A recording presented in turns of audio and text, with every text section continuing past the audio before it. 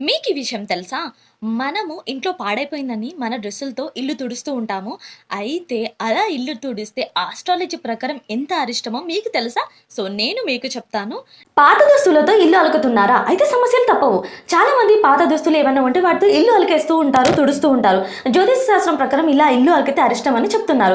పాత దుస్తులతో ఎందుకు ఇల్లు అలకకూడదో ఇప్పుడు తెలుసుకుందాం. పాత దుస్తుల్లో ఏవి వేసుకున్నా వారి ఎనర్జీ అలాగే ఉంటుంది. ఎవరి దుస్తులను అయితే తీసి అలకడానికి పెడతారో వారి జీవితం కూడా అలాగే అయిపోతుందంట.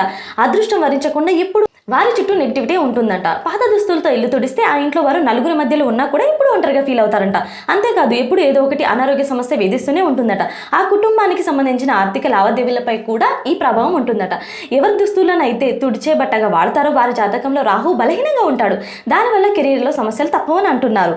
వ్యక్తిగత జీవితంలో కూడా ఇలాంటి సంతోషం కూడా ఉండదంట. పాత దుస్తులు ఏవైనా ఉంటే వాటిని దానం చేయడం బెటర్. లేకపోతే దానం చేసే ముందు